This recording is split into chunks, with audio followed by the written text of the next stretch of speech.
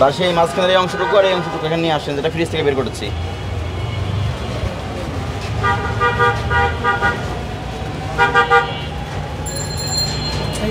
রাখেন এখানে, ওটা নিয়ে আসেন। আরেকটা যেটা দেখলাম,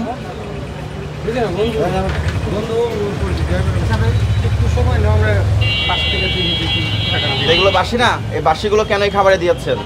কাস্টমাররা যখন কিনতে আসবে আপনি তো বলবেন টাটকা সব, কিন্তু এগুলো তো বাসি ফ্রিজে সংরক্ষণ করে আজকে আবার গরম করে মাঝখানে দিয়ে দিয়েছে। এটার নাম কি? চিকেন পাবদা। চিকেন পাবদা তো লিখে দিচ্ছেন না কেন যে বাসি উপাদান দিয়ে চিকেন পাবদা বিক্রয় করা হচ্ছে? এটা তো করলেন আপনি, সেটা গোপন করছেন কেন? এটা কি বিক্রয় করছেন? পিৎজা? ওটা কি?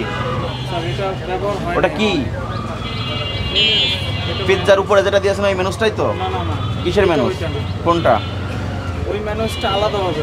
যদি ব্যবহার না করেন তাহলে ফ্রিজে কেন, কোন উদ্দেশ্যে সংরক্ষণ করেছেন? উদ্দেশ্য কি ছিল?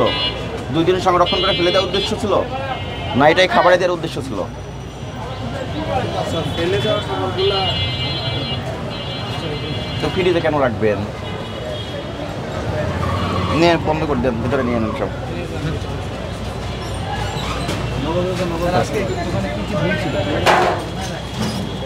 এখানে লাইব্রেরিতে কিন্তু আমরা যেটা দেখলাম, উনি বাসি উপাদান মেনুস বা আপনার বেকারি আইটেমের যে উপাদানগুলো আছে সবই ফ্রিজ থেকে বাসি সংরক্ষণ করেছিল, এগুলো আবার গরম করে খাবার তৈরি করে বিক্রি করছে। ওনার কোনো বেস্টের অনুমোদন নাই, পণ্যের কোনো মোড়ক ব্যবহার করতেছেন না, এইগুলো ওনার অপরাধ ছিল।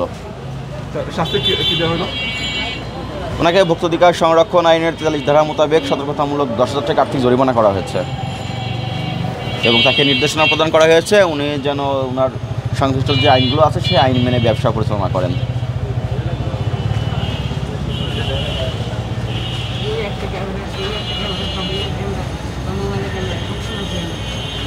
এটা সম্পূর্ণ ভিতরে নিয়ে নেন।